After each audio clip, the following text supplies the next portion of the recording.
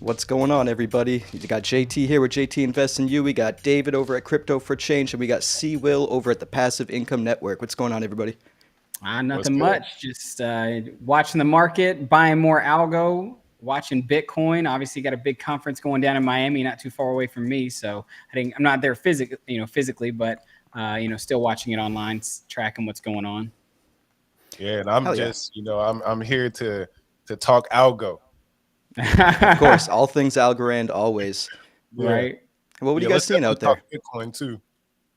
Yeah, why don't we start off with that real quick? Because I know, David, you said you're watching the Bitcoin conference. What are you seeing over there? Just illuminate us. I haven't been watching any of it. At least from today, obviously, there's been a lot of big speakers. Kathy Wood. I didn't actually get to watch the Kathy Wood, Michael Saylor bit. I pretty much heard Michael Saylor says what Michael Saylor says, which is, he's obviously always bullish on Bitcoin, never been more bullish, all that stuff.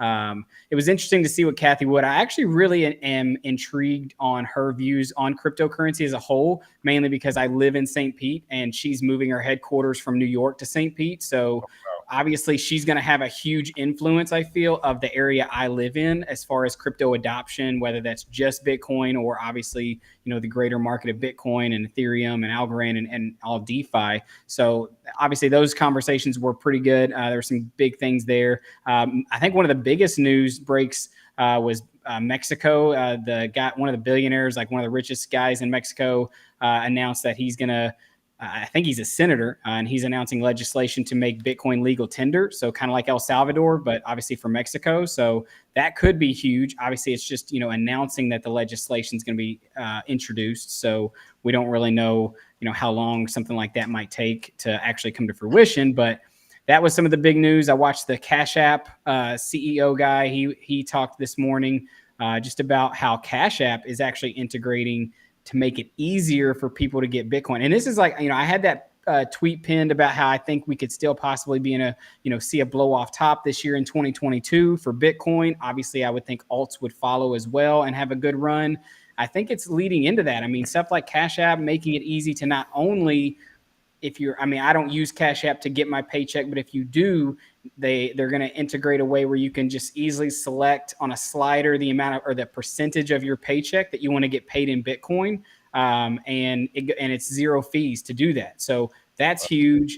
And then obviously if you're spending on the Cash App and you're using your card, you can round up, the cents to buy sats. So if you got, if it's a purchase of $7.50, you can round up that other 50 cents and buy 50 cents worth of Bitcoin. So it's the thing we all know has to happen, like mass adoption. People, can get into crypto easier without so much of the nuances and the obstacles that we face, like having to learn about a wallet, having to learn about opting into smart contracts, having to, learning how to send and do all this stuff. Like it has to get easier for the mainstream. And I think you're seeing that. And obviously the Bitcoin conference is, it's got all the big hitters. I mean, Aaron Rodgers, Serena Williams, and Odell Beckham. It has the studs, the stars out there doing their job to promote it and make people more, apt to want to get behind it. Because obviously no one wants to trust politicians and no one wants to trust some shady guy who's just a billionaire.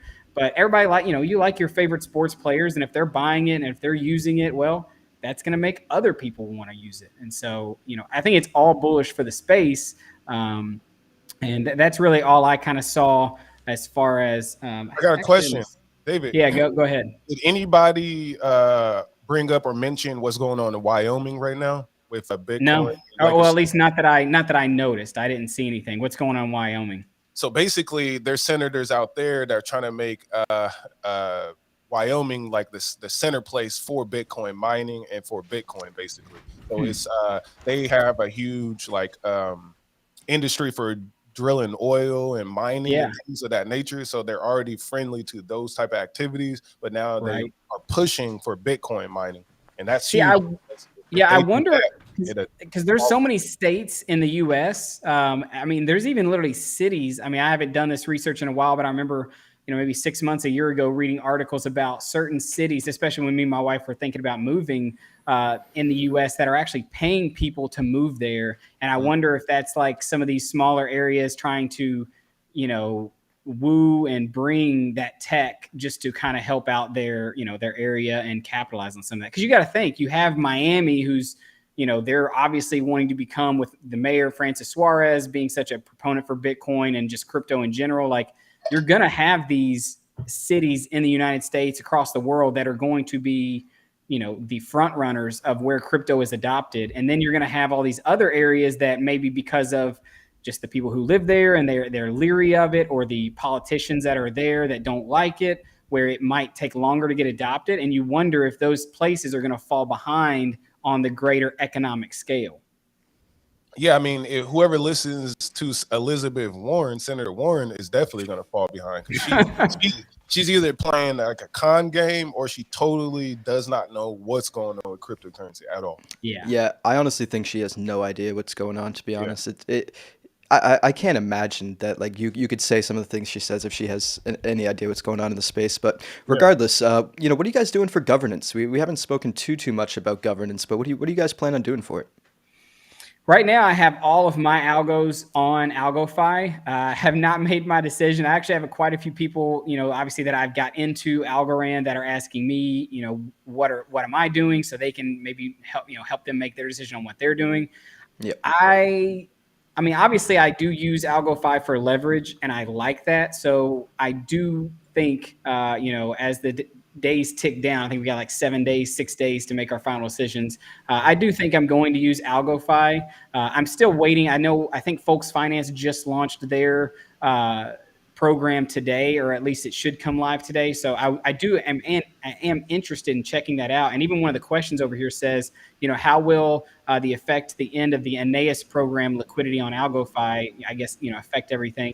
So they got a grant, or whatever you want to call it, from the foundation to help boost, people using their platform, as well as PactFi. So, I definitely want to use these platforms while there are these extra rewards, that obviously the foundation has put, pumping algos out into the market. So I want to capitalize on that.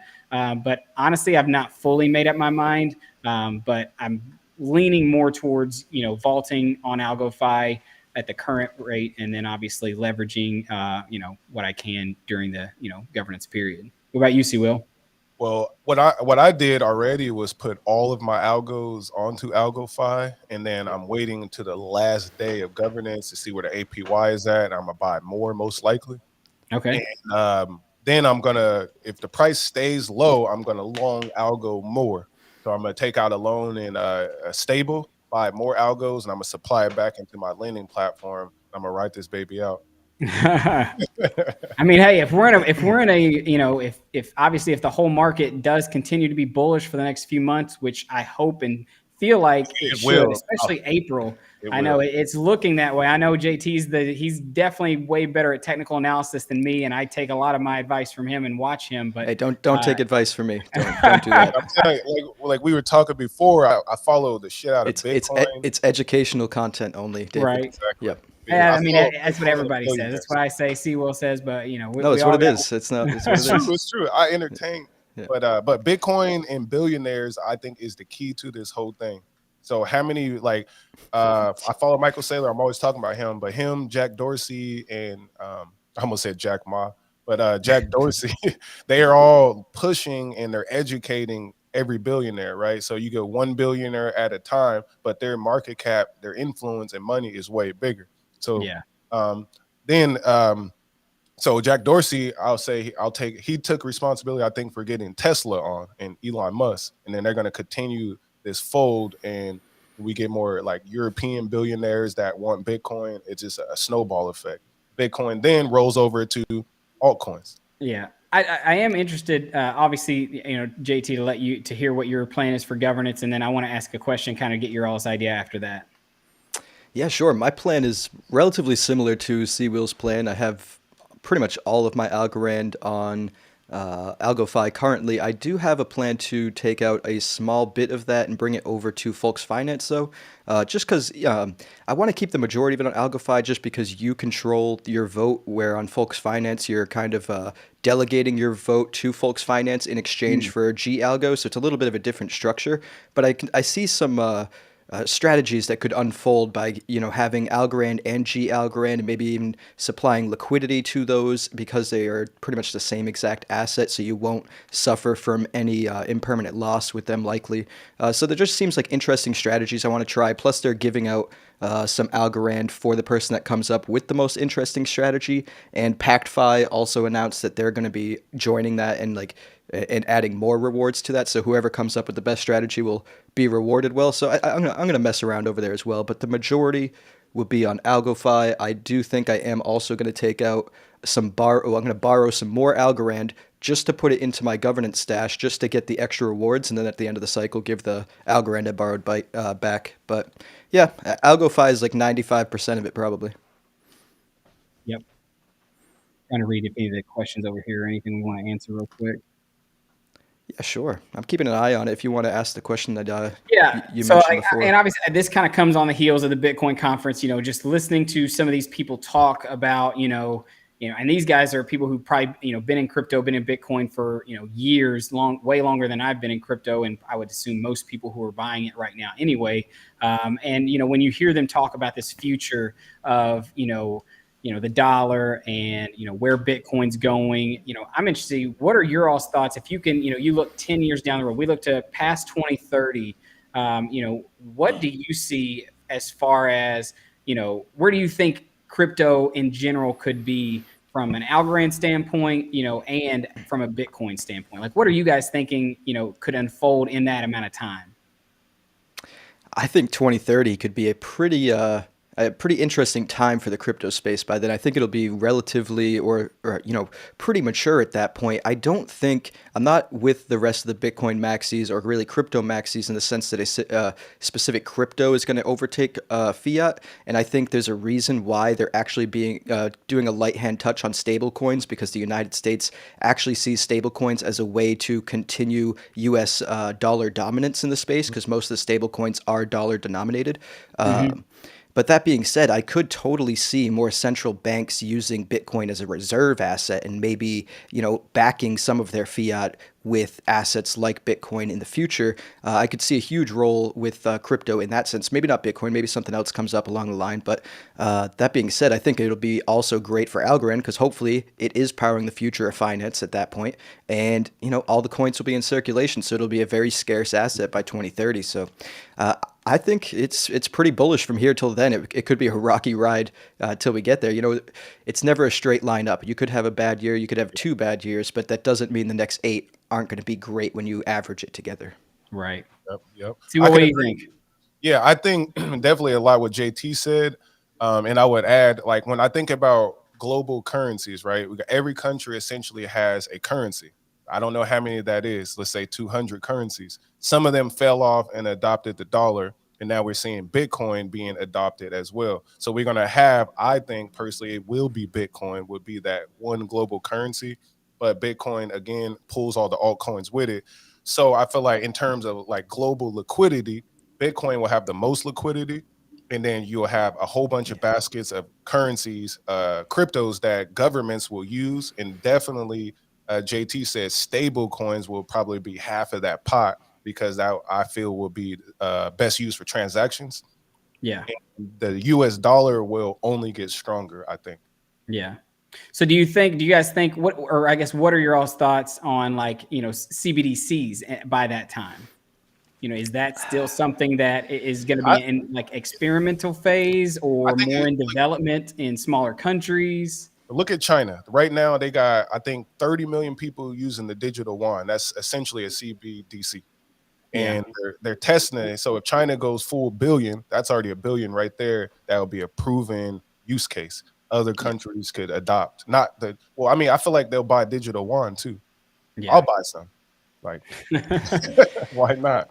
I've heard that it's actually the rollout of that isn't going as great as they expected, but I think that's to be expected with anything. When you try to roll out something that massive, you're going to have some hiccups. But I don't know. Have you seen the bill, or I think it's like a bill that Ted Cruz tried to put forth in the Congress or he's trying to get a vote on, that's essentially making it so CBDCs would only be able to be transacted like between central banks and like Federal Reserve banks within the Federal Reserve network and wouldn't be privately issued or publicly issued to public citizens. So we would still transact with like stable coins, but they would settle in a CBDC because it would be better for them to settle, but still give us the ability to maintain our privacy, really.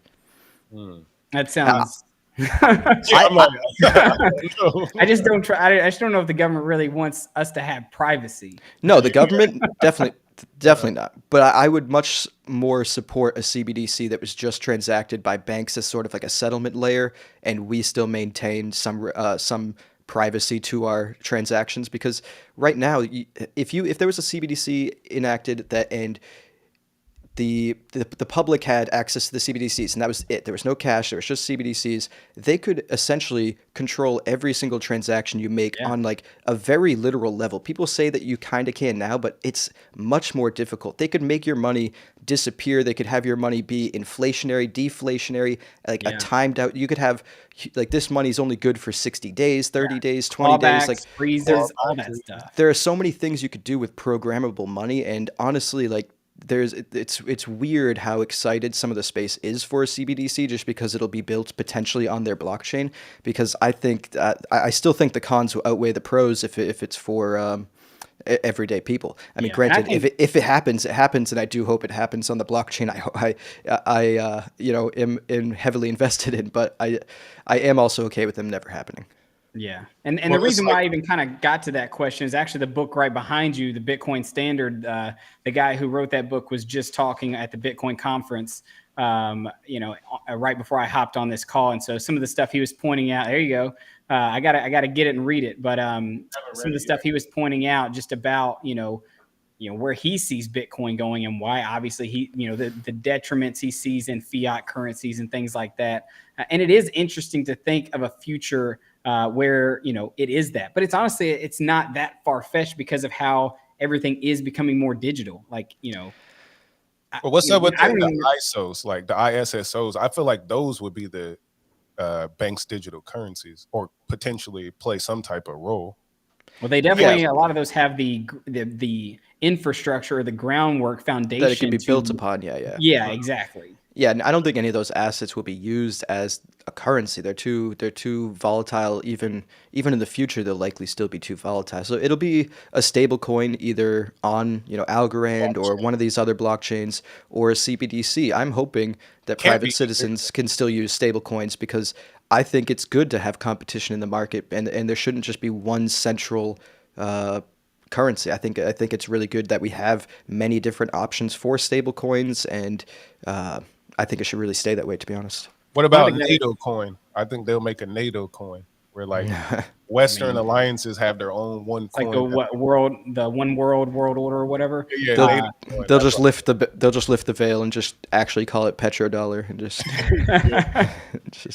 Livio, our life says, he's watching the Bitcoin conference. If Bitcoin will be regulated, who will stop the mining companies from taking control of the blockchain? I think this is also a worry about that a lot of people I think have about Bitcoin is like, Bitcoin is for billionaires. Bitcoin is just the money it's going to be the money of the elite, of the rich one day. What are your all's thoughts there? Let me chime in. Like, check this out. People don't know who's actually mining Bitcoin. ExxonMobil, right? It's the oil companies are doing massive oil mining or Bitcoin mining. That it's the same people. So yes, it's definitely a currency of the billionaires, but we have an opportunity to get some before, it skyrockets to 100,000 or 1 million.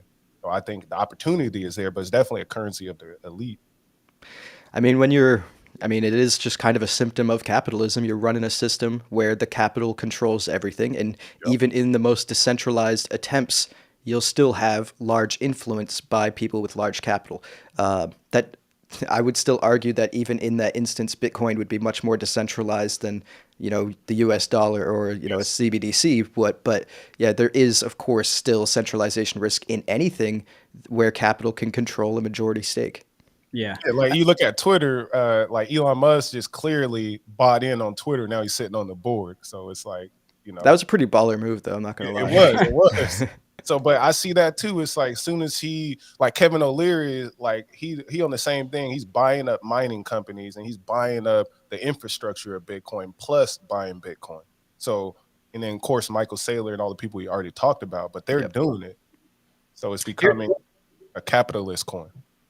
Here's another question I have for you guys, and this is obviously, just in light of kind of the broader crypto market, but also Algorand, because we talk about, especially on all of our channels, but here on live as well, Shout out to Algo. What's holding Algorand back from, mooning and being a crypto that's more talked about, more used, and obviously with the tech that's behind it. Stacey Warden just said, she's been hyping up that this month coming in a month, there's going to be a lot of, marketing spent on Algorand. And you look at Bitcoin, right, with mining and how much the miners make off of, especially if you were mining Bitcoin early, but even now, how much you can make if you have the money to invest in these machines. There's a lot of money there, right, to making it. Then you look at Ethereum, right? If you're a validator, you're earning massive amounts of money off of all the fees of the users of Ethereum when they're sending transactions back and forth. And then you look at Algorand, right? And this is one of the glaring things I feel like, and the reason why, it's going to take a lot for Algorand to really get to being talked about as one of those top cryptocurrencies, is where's the money going to be made from, I see it like this. If they want to blow up the marketing, by Snoop, by Kevin Hart, by 4 or 5 celebrities, you're good. Like, guaranteed you're good. All you gotta do is buy The Rock, and if he talks about right. But what I'm saying is what's gonna bring the people who have the big money, like Elon Musk, Michael Saylor, Kevin O'Leary, those guys, to actually invest, because those guys invest in things that they can make an ROI on. A great DApp that interests them, because you already see it happening with Elon's brother. He saw a great DApp happening on Algorand and he invested in it, and that brought more attention to Algorand.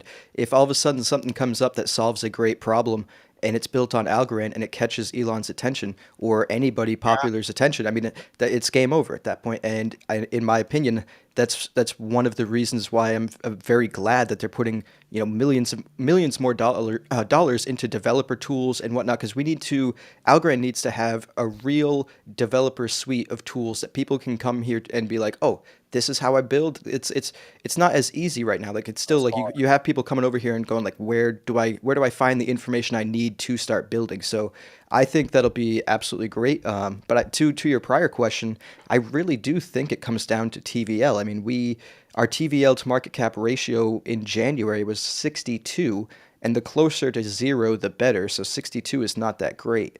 And now recently we were like, what, 30 or 40 with the recent, uptick in Folks Finance and AlgoFi and stuff like that?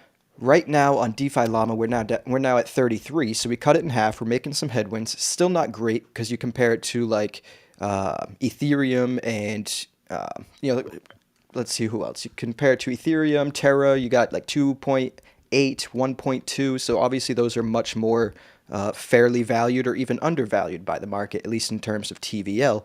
But Algorand, at least on DeFi Llama, is still only tracking AlgoFi, PactFi, what else? Tinyman and Yieldy. So it's not tracking Folks Finance yet, and I believe they have like $5 to $8 million on it. It's not tracking Humble Swap yet, and I know they pulled their liquidity, but I believe when they come back on, they'll still have that around 10 million that they had before. And I just found out buying.com has them around $8 million staked on their platform. So hopefully more and more players will get their TVL tracked on DeFi Llama, because right now DeFi Llama says we're at $161 million, but I know for a fact it's closer to about $200 million, and I would love for that. I would love for it to be reflected, yeah, because then a 5x, we get to $1 billion.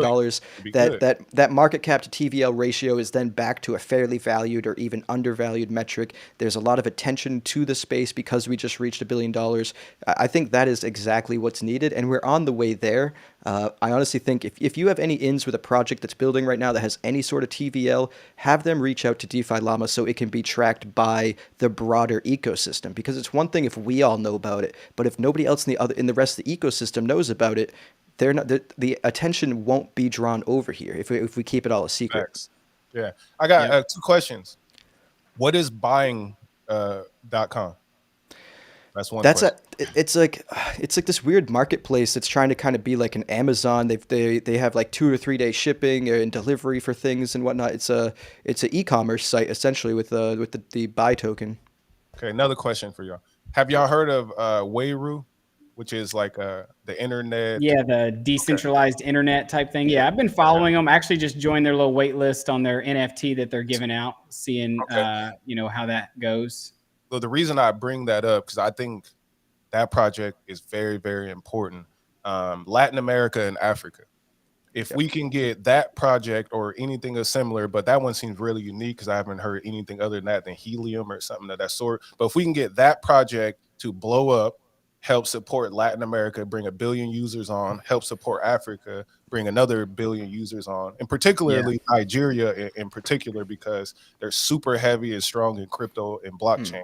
They got 300 million people, just as much as America, and their population is like under the age of 20 on average or some shit like that. So they're younger and they have more growth. If we can get more places involved with blockchain, I feel like Algorand would be that blockchain to use because of the fee system. They won't be able to use Ethereum, so that's already out the window by fees.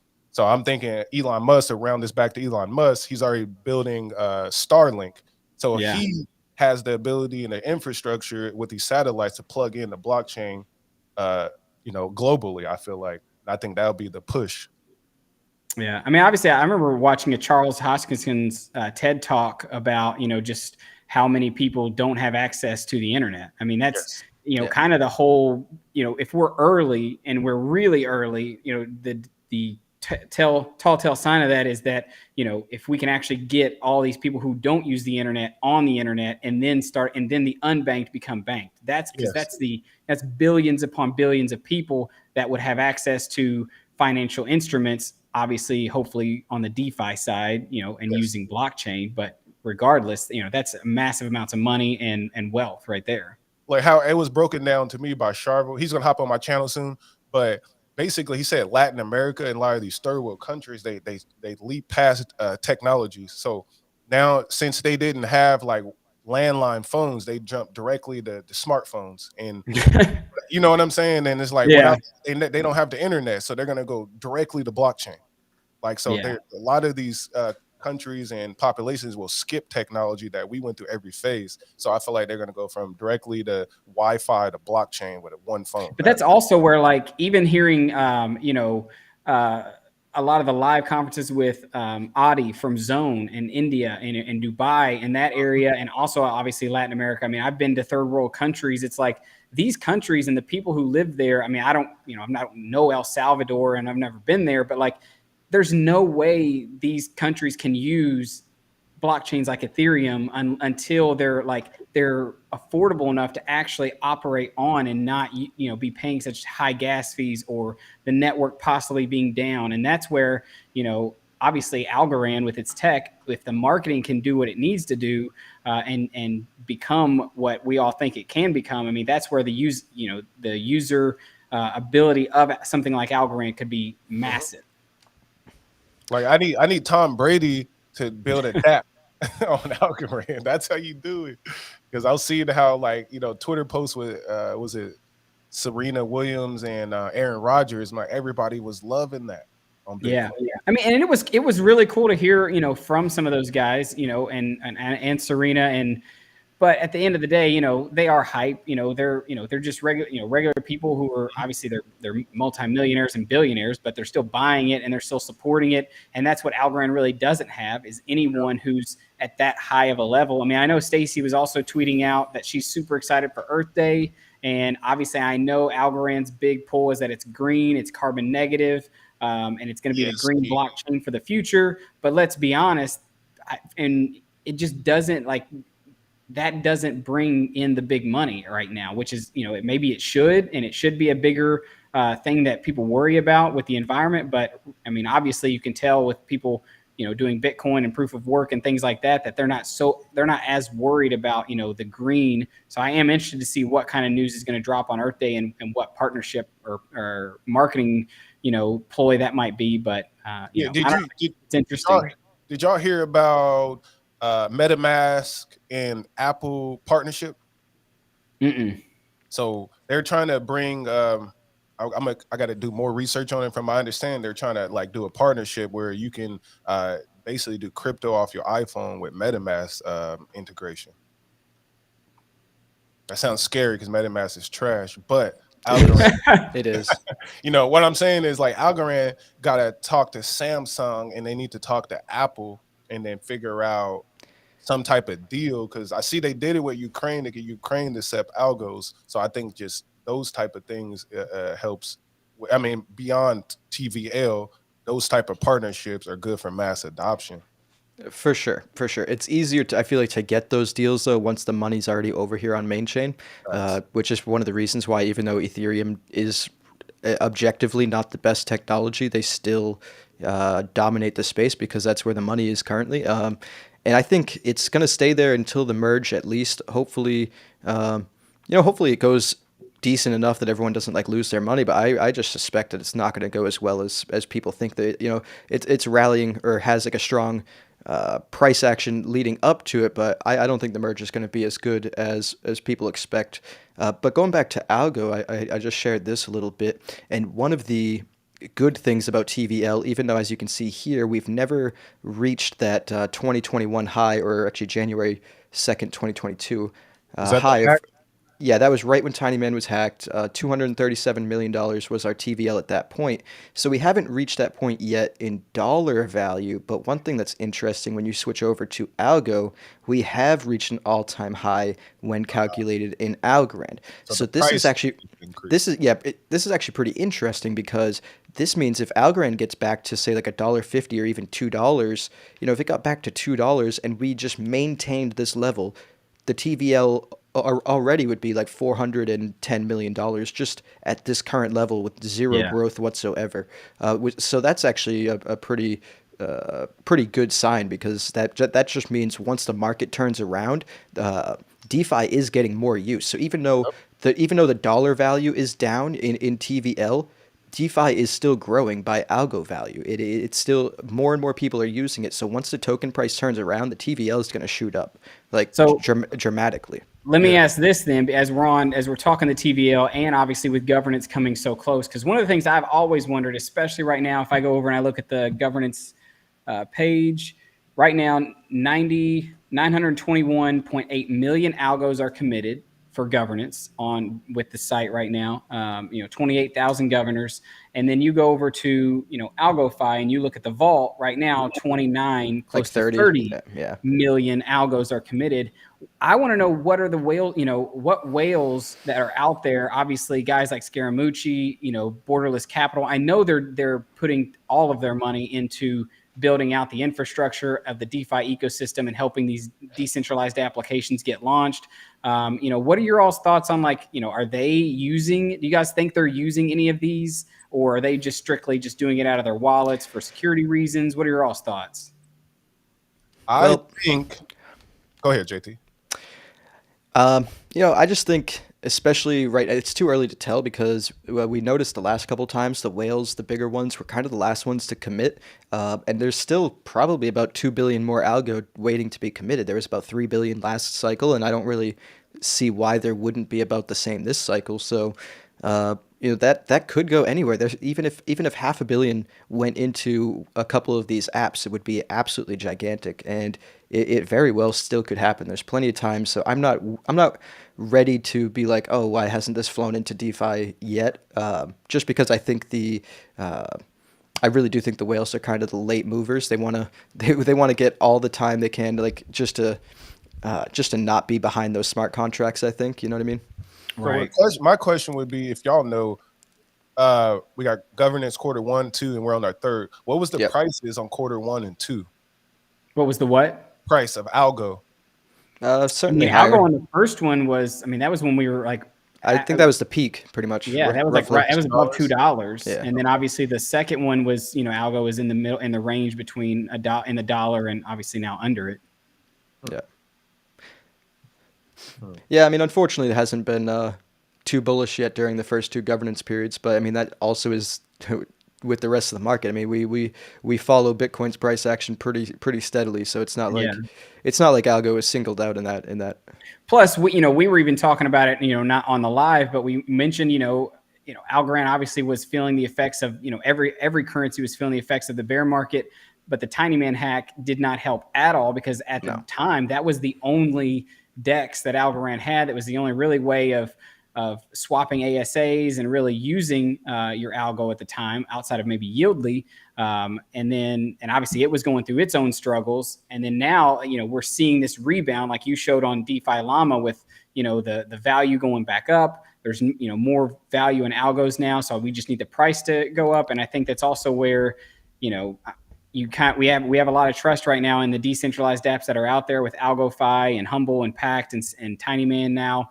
Hopefully it's more robust that we don't see something like that happen again to stifle this growth and we can actually see it, come to fruition, get back to all-time highs. And then Algorand can be, start being talked about with some of the bigger ones like Solana, Cardano, Avalanche, Polygon, stuff like that.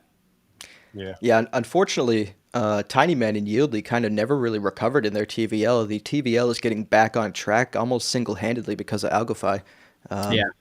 Which is kind of a glaring, thing as well, because obviously that's the thing that can't happen right now. I feel like for Algorand, especially with everything being bullish in the whole crypto ecosystem, like AlgoFi cannot go down, get hacked, exploited, anything like that, or who knows what can happen, honestly.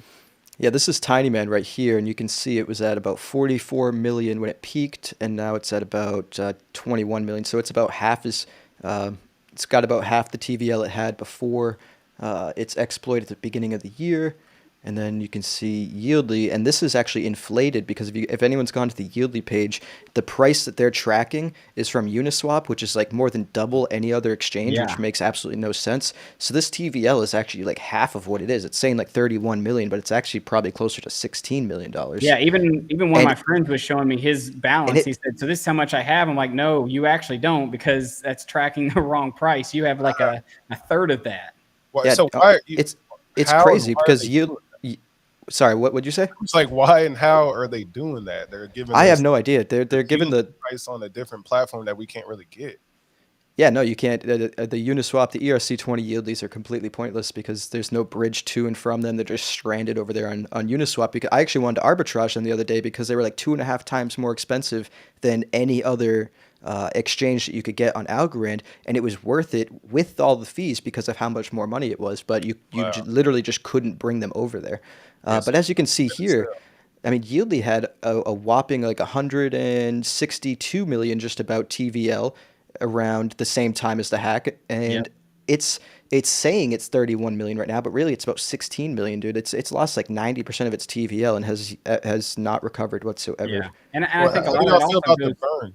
Oh. Yeah, I was going to say, I mean, it goes down to the, if you pull up Yieldly right now, they have most of their staking pools are about to end in 2 days. Now, I did see some of the people from the community saying that there's going to be new staking pools coming, but staking these community coins is not going to, be, I don't know. I mean, I don't want to be bearish on Yieldly because I want them to succeed, but I want to see something come from them that, kind of like they had when they first started with the no loss lottery, like something unique, that they could have on their own to attract these people. And maybe it is going to be, this Polygon bridge when they get the thing going. I don't know. The burn, obviously, it wasn't a lot. It was, you were telling us yesterday, it's like $30,000 worth of Yieldly that they burned, which is not anything really in the grand scheme of things. It was 0.1% of their supply, which is... I thought it was 0.01. Or was it 0.1? Yeah, it got to be 0.01, right? Let's see. 10 divided by 10,000 times 100. No, it's 0.1.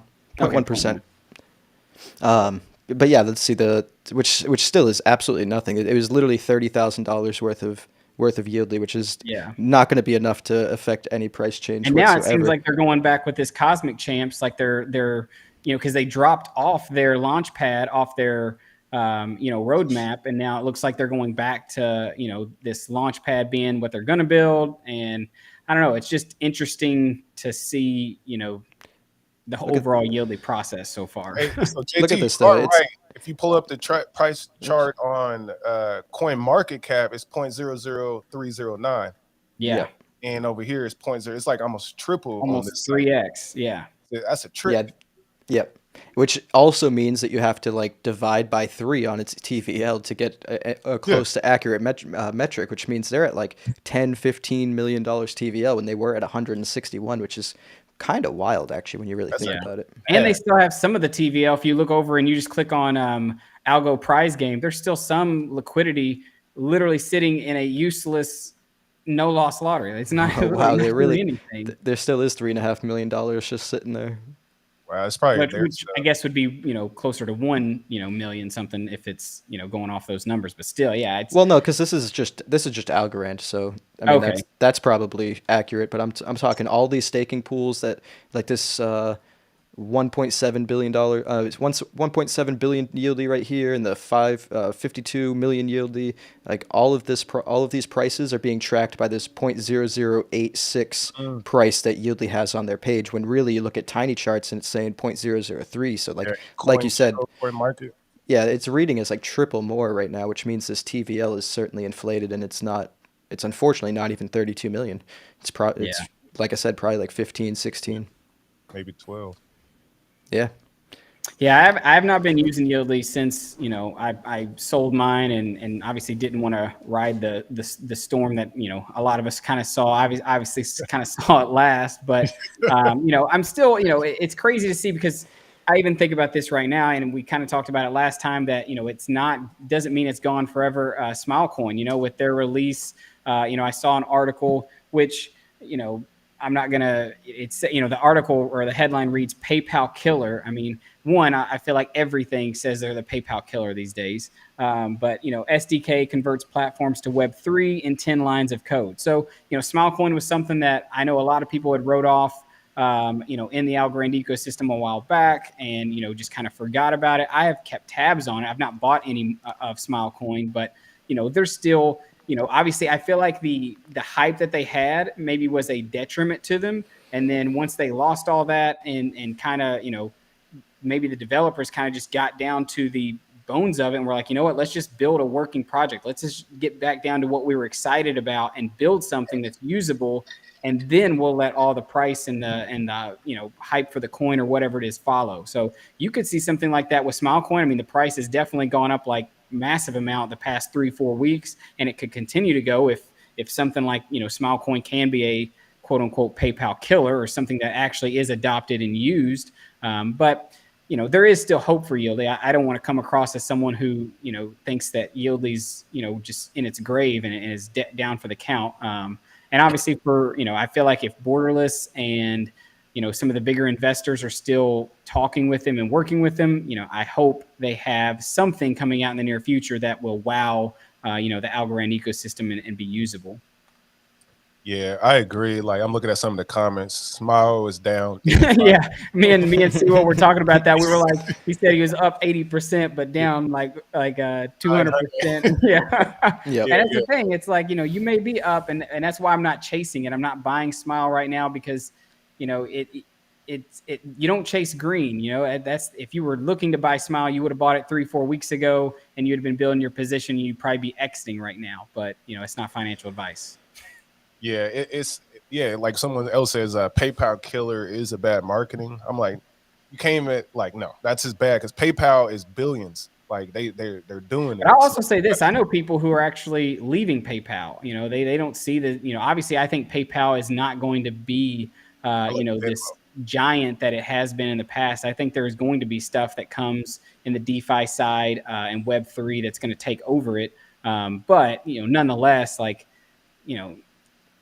or Apple like buys them out. Do what? I say, or Apple just buys them out, because that's like, yeah. I mean, obviously, all stuff like that. Buying everybody out. So it's DeFi and Apple. Algorand the best way to do it, in my opinion. Yes, Ryan McDonald. No financial advice, but yes. Yeah, not financial advice whatsoever. That's for sure. Yeah. One of the people said, if more people join the governance, will we earn more from it in rewards?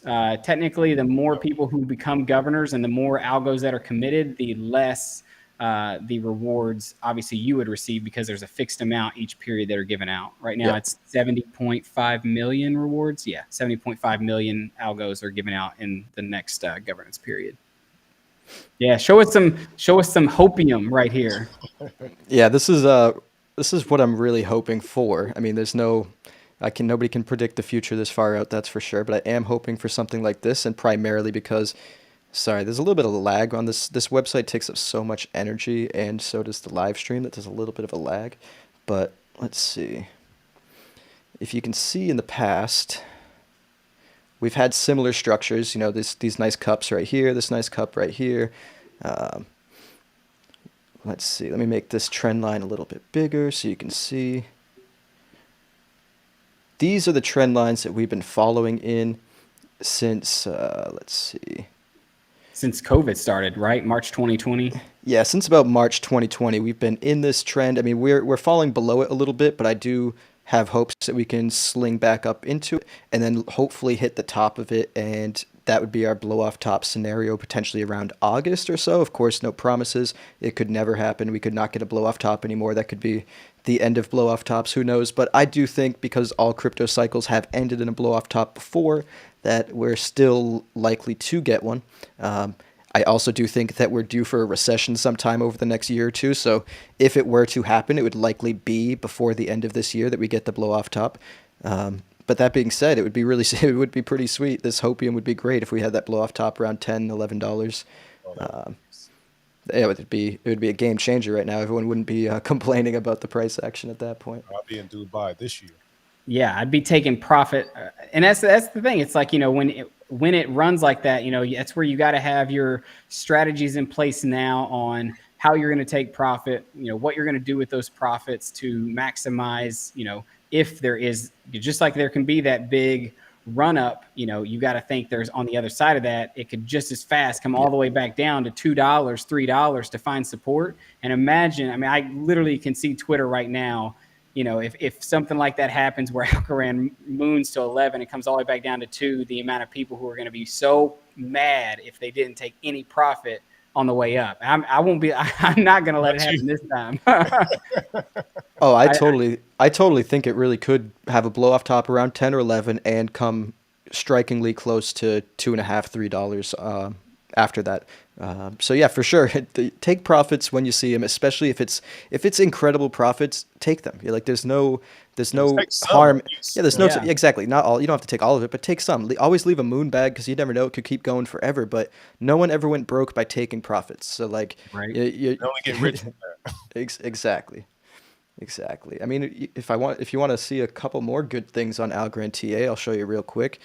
And let's talk about the NFTs also. Yeah, let's talk about NFTs. I showed you guys this yesterday when we spoke, but obviously not the crowd. This is the MACD. It's been on this downtrend since about October 2021. It hit here and got rejected. It broke through here, and we're having a retrace. And if it can claim this resistance line as support and bounce off of it, we're still maintaining a bullish structure. And I think we're going to do that, but all eyes are on that currently. And when we're seeing a similar thing right here with the RSI, where we had this trend line, this downtrend line from September 2021. We hit here and were rejected. We hit here and were rejected. And we broke right here. And we're coming back down, and we're landing close to this new trend line. And I'm hoping we hold this new trend line and create an uptrend instead of maintaining the downtrend that we were in before. But yeah, time will tell. There are certainly bullish signs that this retrace is perfectly healthy, and maybe a good time to load up. Not financial advice, of course, but that is what I'm seeing, and I've bought in probably like 8,000 Algorand over the last day or so. Yeah. One of the commenters asked, "What's your favorite project coin in the Algo ecosystem at this time?" At this moment, AlgoFi. In the future, potentially things like C3 protocol and anything else that can incorporate state proofs into an app. Yeah, I'm with AlgoFi and Opolis. Though their platform's not out, I do have the token. I'm pushing because I like that, and also Alchemon. I know that's not similar, but Alchemon is for sure my favorite NFT. Yeah. Talk to us a little bit more about that. I know you're more involved in the NFT space than both David and I are. Yeah. Yes. So Alchemon. So NFTs, that's my favorite project. I tested out the game beta about 2 days ago, and it works perfectly. you download the app on your desktop. You log in, you create a centralized account, which is just your email, verify that account, then you connect your wallet. And then the wallet pulls up all your Alchemon, all your coins. Then you pick your players, set your battle up, and you battle. I won my first battle and I won some Alki coin. You can then take that Alki coin, the tiny man, swap it out for algos or keep it or whatever you want to do. So real world utility. I mean, the game is basically just imagine Pokemon. It's like basically Pokemon on the blockchain. So it's amazing. And yeah, that just basically I'm like, wow, because I'm a futurist, so I'm like, okay, where can they go next? If they have successfully went from a confusing, I'll say it was very confusing at first. Like, what am I doing? I'm buying cars and I got to send them to hunting ground, send them to a random wallet address. Like, we don't have to do that type of stuff now.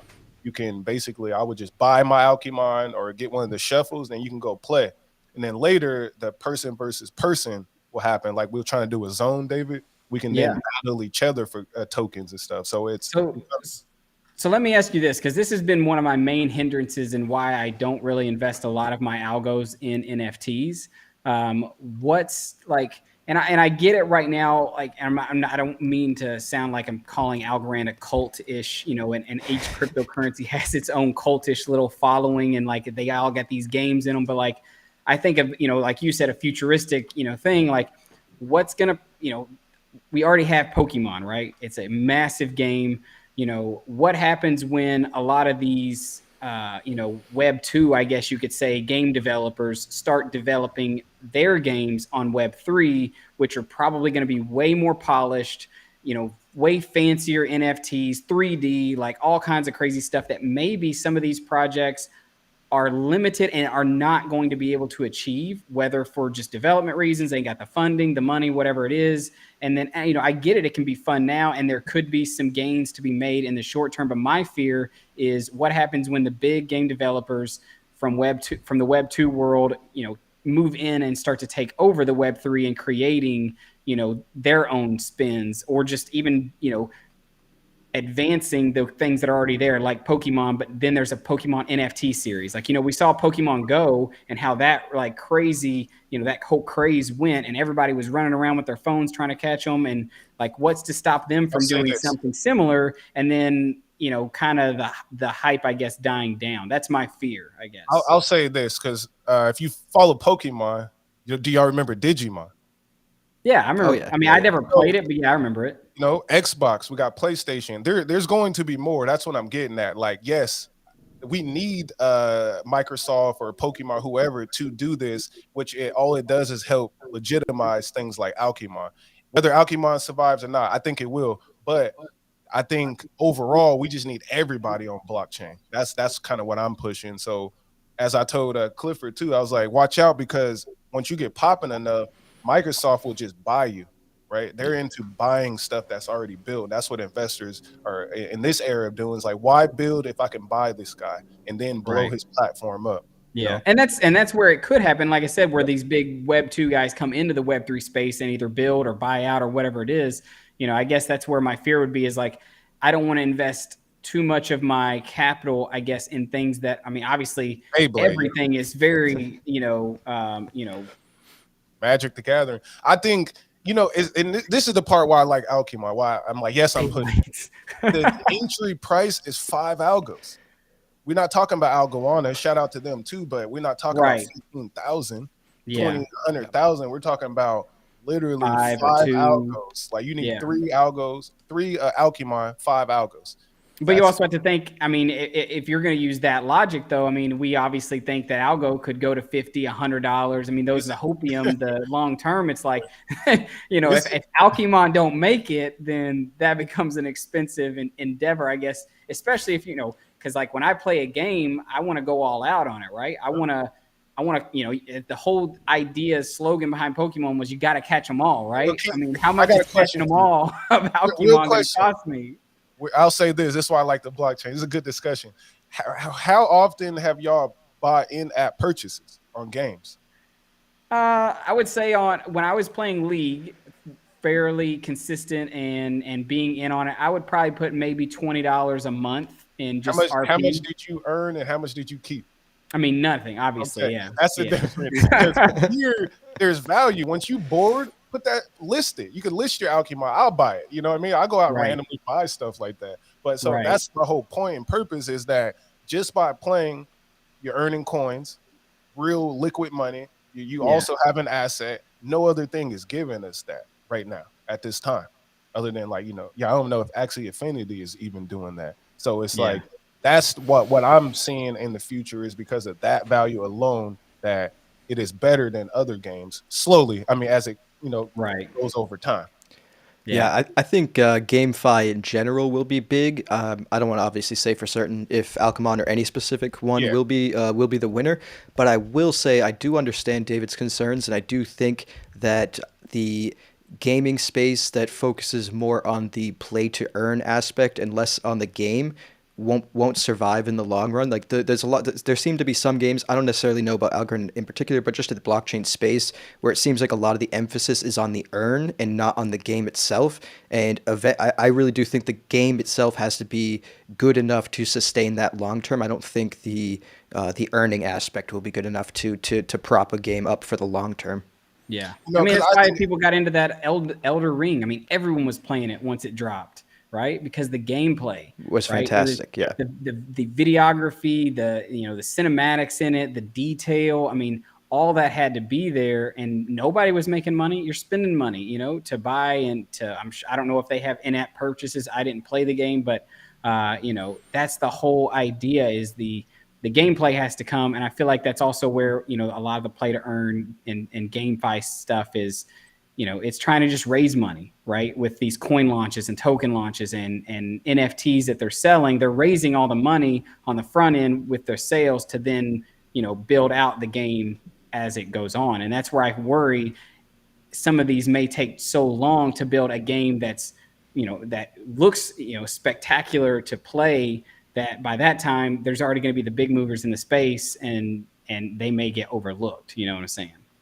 yeah, That just goes back to the very valid. we are early, and you certainly, I mean, 90% of new businesses actually don't succeed. So this is the crypto space. So it's probably Yeah. even more than that aren't going to succeed. So, even if you see a project that looks promising, like Alchemon very well could be, just don't invest more than you can afford to lose for sure. Because, even if it is a great project, statistically speaking, a lot of new projects just fail, whether they're good or bad, really. Yeah, I can agree with that. I think like again, like exactly what JT. Don't invest what you can't lose because we still are in crypto, but in terms of NFTs again, the Algorand wallet update. How y'all feel about that? I'm pretty excited about it. I mean, I do own a few NFTs. Obviously, none. Well, actually, I won the Alchemon from your giveaway, so I do have one that is tied to a game. I have been following the Fractal NFT or Fractal Monsters. I'm in their Discord, and obviously, I don't follow it probably as close as I'd like to. Especially if getting early on some of these things can be huge. And obviously, Yieldly had their Cosmic Champs thing, so I know that there is utility, and it's cool that with the Parawallet app upgrade coming, that you can actually see your NFT. It's live. Yeah, yeah. And so you can see it as a 3D rotating thing, which obviously I feel like is the next step in onboarding more people into buying NFTs and trading them. Like it's like video games going from 2D to 3D. It's that next thing that like gets people hooked into buying them and trading them, because then they look more shiny and they have more detail and they pop and it's like trading cards back in the day. I mean, I used to play Yu-Gi-Oh, and obviously I used to have the Pokemon cards before it was like the game I was playing. It's like that was a flex, right? Binders full of them. Yep. Yeah. The So it's gonna foil, happen. That's sleeves. what's gonna be the way. Is you're gonna be, people are gonna be like, let me see your NFT wallet, and you're gonna be, scrolling through, showing them. I mean, obviously, if you're rich enough and you got a Bored Ape and you're showing them that, Showing it. Yeah. or if you're an Algorand and you got your Algoana or your Flemish Giants or whatever they are. I mean, Flemish there's Giants, cool. yep. Yeah. Have you two used it yet? Have you looked at any of the NFTs that you owned through the Parawallet? So you just said it went live. I looked at it earlier, and actually, it still said coming soon. So I don't know if I need to go Some of y'all update. wallets are not updated. Yeah, check to see if you have an update in like the App Store or something. All right, let me see. I haven't actually used it yet. All of my NFTs that I do own, which is very minimal. Oh, look at that. All right, let me go to the App Store. It's So wait, hard- so if you click on one, does it actually rotate? Yeah, no, you gotta rotate it. Yeah, I'll show you. Look at that. like drag it to rotate it. Yeah, you click it. Hey, there you go. Yeah, Oh, okay. yeah. So that's next level, and then you know you got all the rest of them. But basically, what I've seen is because I check other blockchains. This is already happening on other blockchains. Algorand's a little Yeah, bit yeah. behind, Yeah. but I love this feature is next level. Like that is like if they can make my video one, I'm kind of mad. So Algorand, get at me. My video NFT did not play on here or not is in the collectibles. So add it to the collectibles. Let me know. But All right, there we go. yeah, I got my Algo Gator from Decipher. Oh, there you go. Well, my gator. Yeah. Yeah. So I think that feature there upgrades the wallet. Yeah, it's cool. Next level, I'm more bullish on NFTs only because I can see them on my phone now. Because I used to go to the NFT Explorer and ran gallery. Look at my NFT. That was dumb. Yeah. Now Yeah. I can wallet, you know. Yeah. And yeah. soon it's No, I gonna know be, what you're we're gonna saying. have our smartwatches because obviously we know Algorand's gonna be able to be powered on stuff like smartwatches. Yep. So you're gonna have your Pair wallet right there on your wrist, and it's gonna have a hologram projection. It's gonna come out, and it's gonna be like Star Wars. With my NFT Save on me, it. Obi-Wan, you're my only hope. Yeah. But yeah, Yeah. that thing, I think next level. Then as soon as we get the decks, then I don't have to go to Tiny Man. I swap right on my app. I know you're gonna bring up DeFly. Yeah, you're about to say you already have that with DeFly. Yeah. Yep. Yeah, I have technically I have 5 NFTs, but I made 4 of them just when I was trying to see like, how to create an NFT and just I think I made a video on it and whatnot. And then I also have my Decipher NFT, of course, if anyone wants to buy it, it's up on AB2 Gallery. JT invests in you. You'll be able to find it somewhere. And these 4 I actually made on some app. They're actually really interesting, but pretty cheap. 5 Algorand on all these ones, but except for the Decipher one. The Decipher one's way more. But Ryan was saying that JT owns NFTs. Never thought I'd see the day. It's like I do technically, but one was the Decipher ticket, and the other 4 are the ones I created. I've never bought an NFT. All right, I want to ask you this because obviously, thinking about the Bitcoin conference, that's going on right now, right? And this is how many? I don't know if you guys even know, but how many years have they been doing the Bitcoin conference? I think for a while now. I mean, it probably took a couple years to get going, but I think they've been doing it for a while. So what are you guys planning on, just hold? Do you think there is a lot of value in holding the Algo Gator from the first ever Decipher conference? Do you think that's one day going to be worth like a lot of money? I've gone back and forth about this, to be honest, because like there is a possibility that they could give perks to the people that held and never even like moved or sold their NFT to anybody. They could give perks to the first first movers, the OGs in the Algorand space. Maybe Decipher 5 or Decipher 10. Like there's like a OG perk to like the 10 people that still hold their original Decipher ticket. But yeah, I don't know. I mean, I would be okay if somebody bought my NFT, but I also would like if like next year they did announce it during Decipher that there was some like cool perk, I'd probably be like, damn, I wish I didn't sell that. Right. I mean, because I'll be honest, when I first started buying them, that's the only reason I was buying NFTs was for the potential that it could possibly this artist could blow up and this NFT I was buying could be worth 10x what I bought it for. Yeah, and most people it's not the truth because with Algo's price going down, you could have bought something for 500 Algo, and then now you'd have to sell it for almost 3,000 Algo to even get your investment back. So that's where it's kind of hard to see that. But obviously, if Algo just moons like crazy, you might be able to sell it for less Algo, but still pulling more money. Yeah, see, I sold I think I got 2 NFTs that I sold, and that was kind of what JT said, experiment. It's almost been a year now, but I am thinking about going back and providing some utility somehow because I want to do more NFTs. Basically, I think they're fun, and if you use them as like some type of access token, depending on what you got going on, I think that part is cool. I'm not into building a whole project because that's a whole business thing and all that. But like and token or access, that's something I'm highly considering as like my platform grows. You got to see will NFT tap in, Yeah. Hell yeah. I mean, it's kind of like how Headline, I mean, someone was even asking about Headline, but it's kind of like how they have, you have to hold a certain amount of Headline tokens to be a part of their social media page or whatever it is. So maybe you have to hold a certain amount of C-Will tokens or or whatever it is to access videos and stuff like that. Exactly, and that's what I've been thinking for several months. Like, if we, later as the bag grows, we want to throw a party or something. I'll do an extra VIP only for my people. So stuff like that is what I'm considering. Yeah, I mean NFTs with utility are honestly really interesting. That's why it was pretty cool when Decipher decided to make the entry ticket in NFT, and you actually had to have have them look and make sure you had the NFT.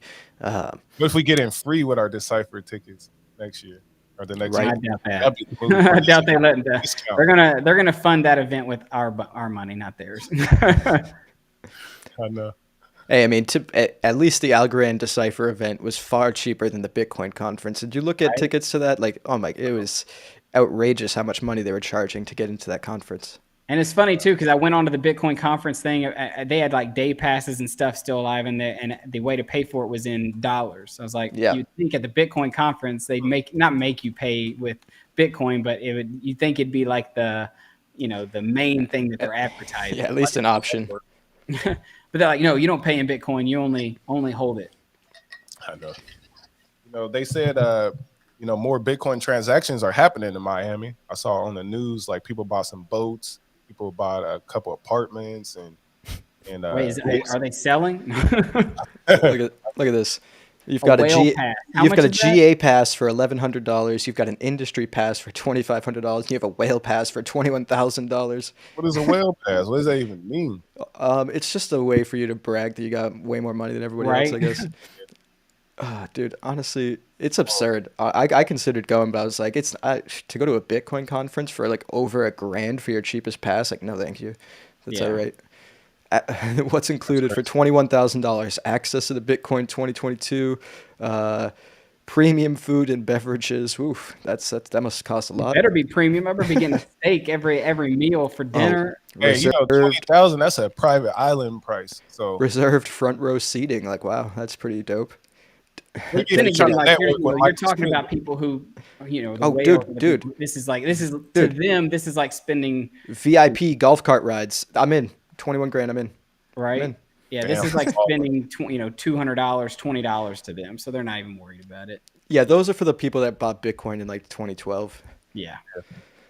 Which, hey, Algorand, I feel like it's not gonna balloon to thousands upon thousands per algo, but it will have I feel like a Solana type run once.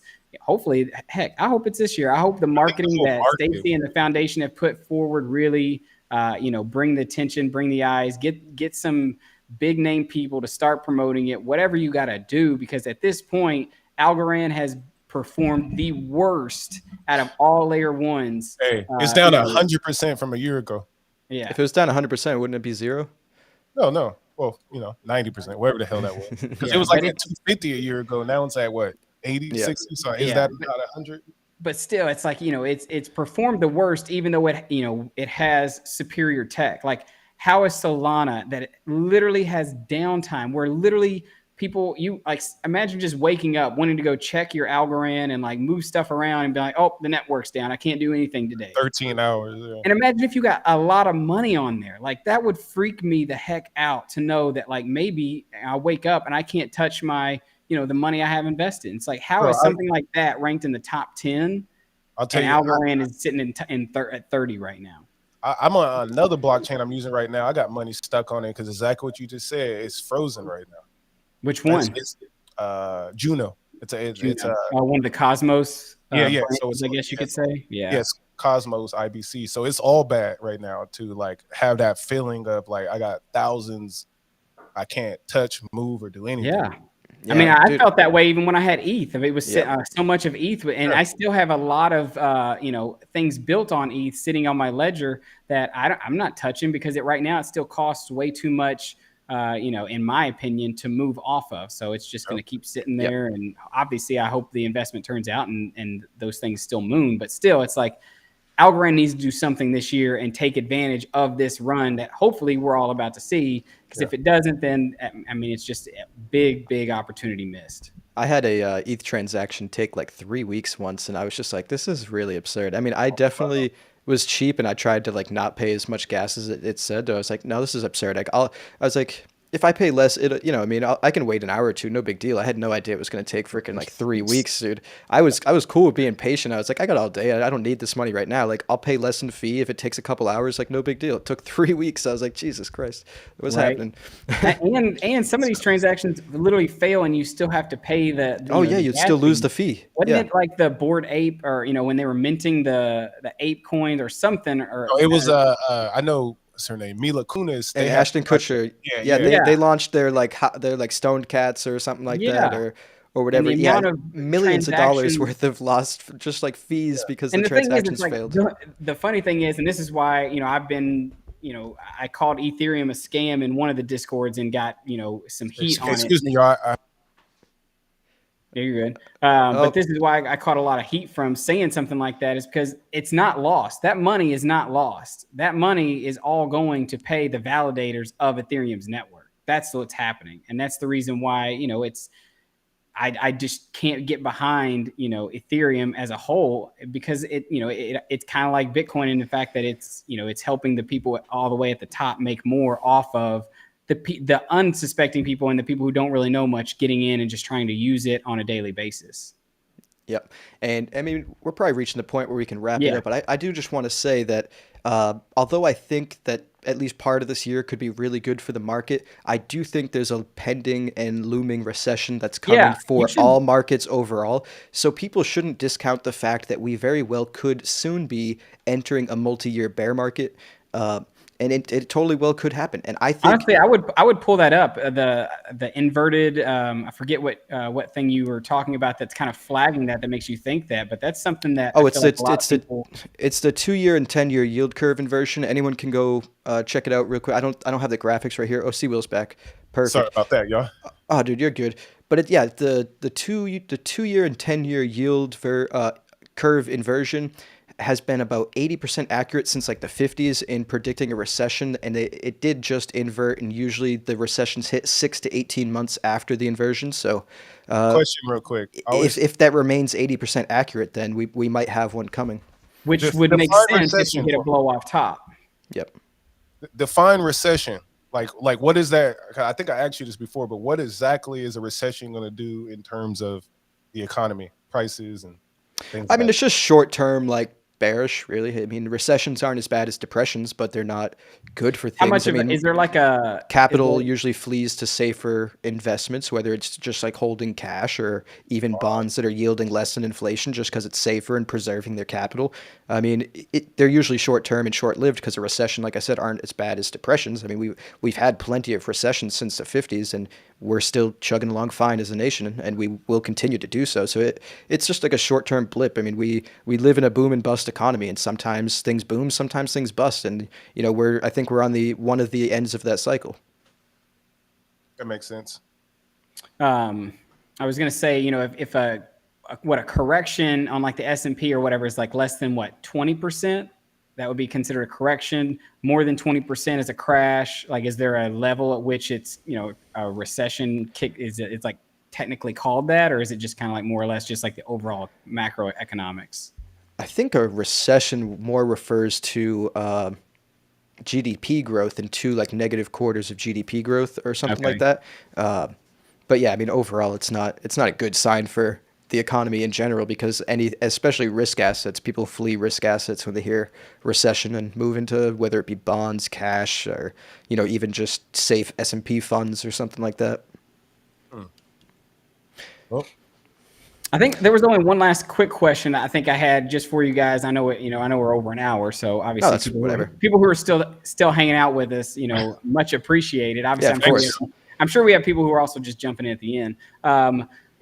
One thing I woke up this morning, Coinbase sent me an alert saying that a certain crypto was available for trading, and I want to get your all's thoughts on this because I saw someone say, I am good with Algorand not being popular right now. It allows them to get state proofs, 10,000 transactions per second, et cetera, going. Then when everything else is failing, Algo will look amazing. It And will, obviously, and we can I am accumulate.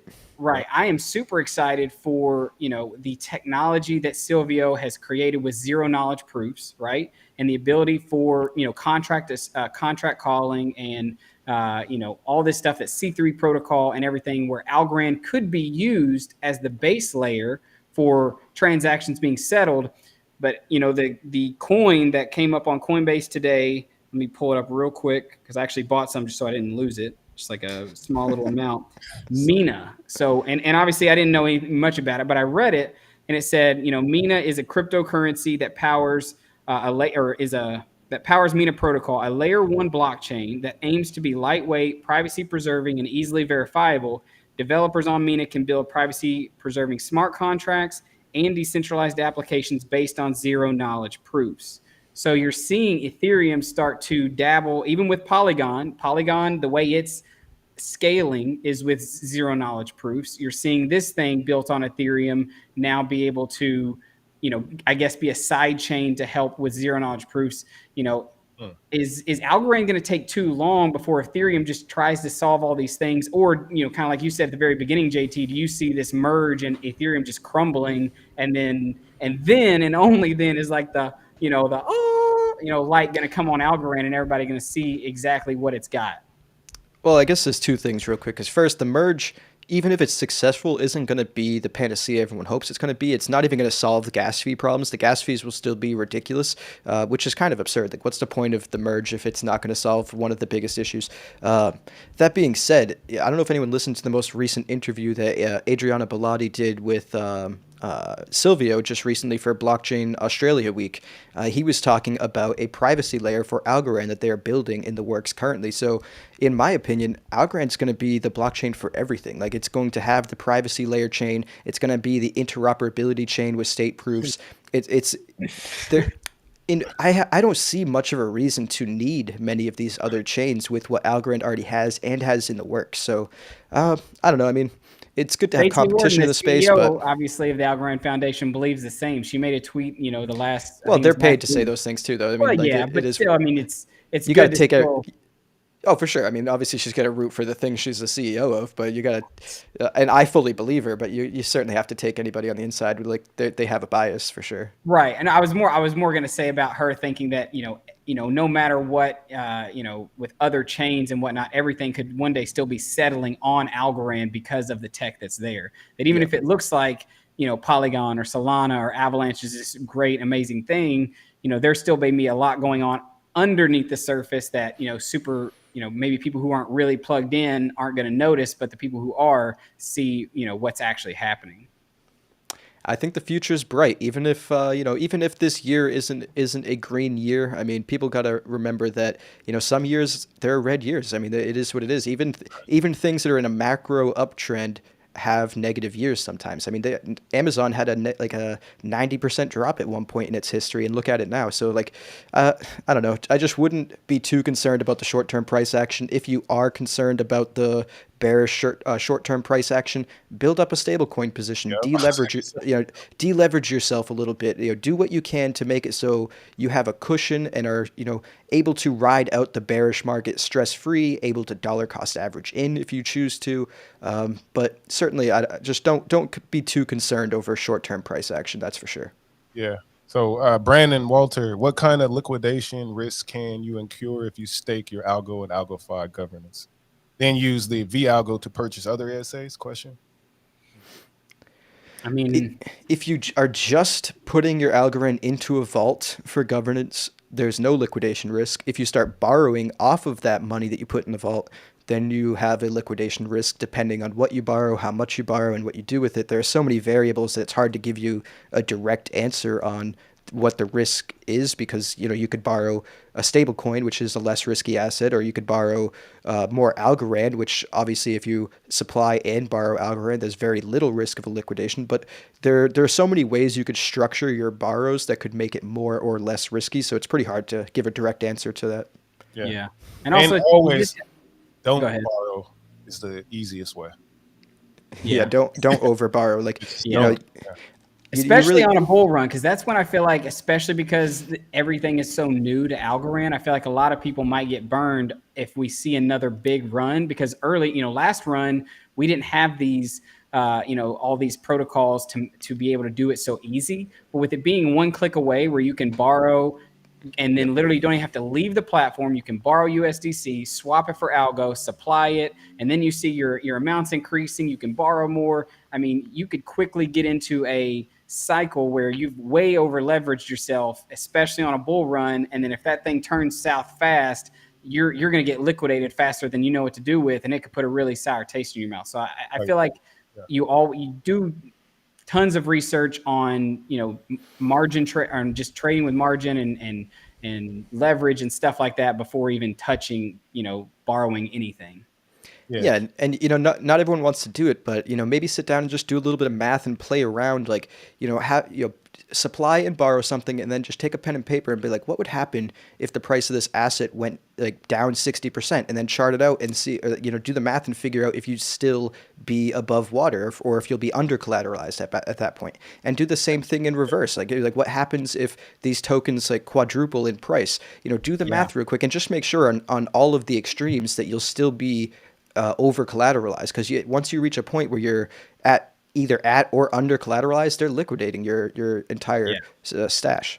And the thing is, like, that's why how you saw just a couple of days ago when Bitcoin had the big movement down, 400 and something million liquidations happened across the most popular exchanges, and even one of them showed one person got liquidated $4 million. Like, and that doesn't even show all of the DeFi liquidations. So like what they could track across centralized exchanges, it was like you said, like $400 million of liquidations. Yeah. You add DeFi, I'd bet there's probably $500-600 million worth of liquidations the other day, just because people borrow more than they should, or a little bit too risky. I mean, I love AlgoFi. I love these platforms. I think they're very needed in the space, but I also think that people really should watch a couple of videos, read a couple of things, and just start out small before they dive too deep. You don't want to dive in.